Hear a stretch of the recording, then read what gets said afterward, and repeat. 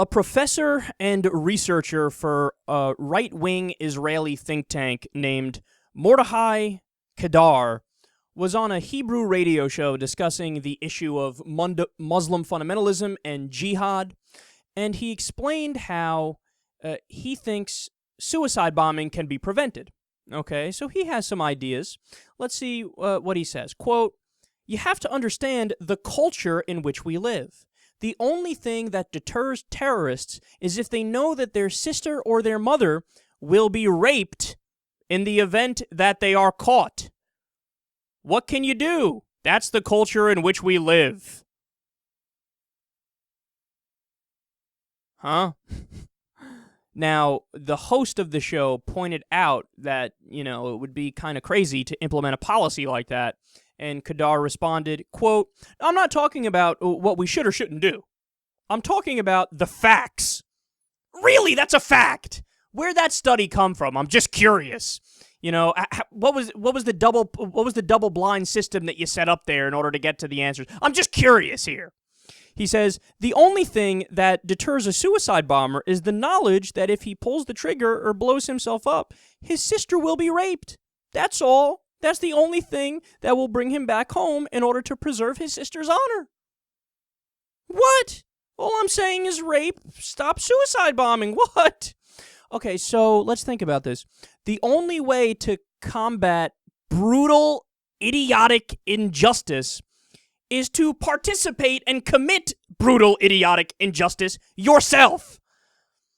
Wouldn't that make you just as bad and barbaric as them?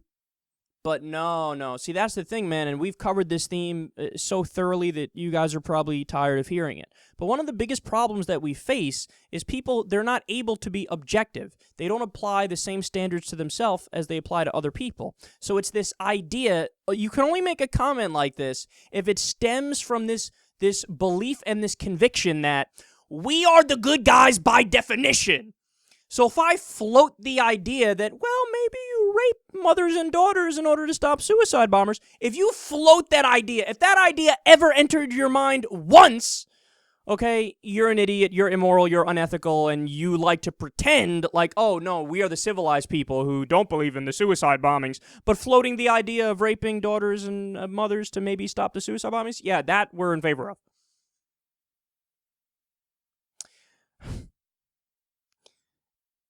The biggest part of this conversation, and the most important part of this conversation, is even putting aside the moral outrage that should stem from a comment like that, here's an idea of how you can actually limit terrorism. You're never going to eliminate terrorism, because that's like saying, well, we need to eliminate murder. We need to eliminate robbery or burglary or assault. We're never going to live in a world where there's zero robbery, murder, burglary, assault, anything, right? We're never going to eliminate a certain kind of crime.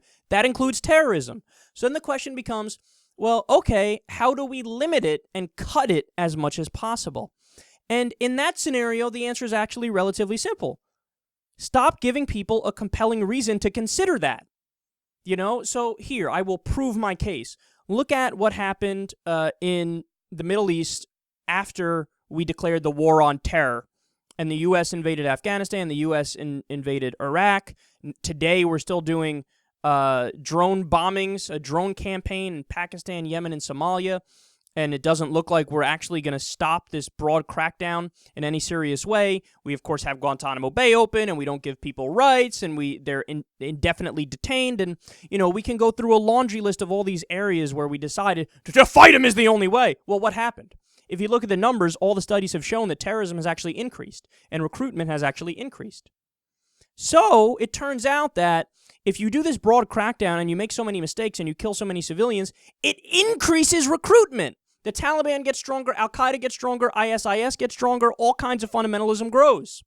So what do we need to do given that information? Well, number one, stop doing offensives. Do defense. Do actually, hey, we're going to defend our homeland. If anybody tries to pull some shit here, then we protect ourselves, obviously, right? But stop fucking with other people. And then you know what happens? If you stop fucking with other people, then yes, there's still going to be Muslim fundamentalism and extremism and terrorism, but it'll be much less. It'll be much less. And then add on top of that, if you have a situation where we are not fighting them and killing indiscriminately, right? And also, if they eventually get in a situation where their countries are relatively modernized, and they have, I hate to be so cliche and it sounds so silly here to make this point, but if they had across the Muslim world and across all these areas that have a high amount of terrorism, if they had AC, if they had TV, if they had internet, if they had, a modernized system of with infrastructure and running water and all the things that in the modern world we take for granted, but which really do help shape the kind of people we are, it's kind of hard to decide that you want to strap a bomb on yourself and blow something up when you're sitting in your house watching Breaking Bad, okay? It's hard to motivate people to come to extremism when things are going relatively smooth. Again, it's never going to eliminate it. You're never going to eliminate it. There's always going to be a small percentage that's fucking insane and an extremist of any stripe and of any belief system or ideology, right? Whether it's political or religious or what have you. But if you can limit these things by stop killing them indiscriminately, right? Because that increases their recruitment. And if they have a relatively stable, modern kind of life, well, then again, it's harder to recruit because people are comfortable and happy. Okay? So I love how in the mind of this moron, this professor who should be fired immediately, but of course that's not going to happen, he doesn't think that. He doesn't think, well, if they modernize and if we stop killing them indiscriminately, he goes directly to rape their moms and daughters. Can't you see how we're clearly the good guys here?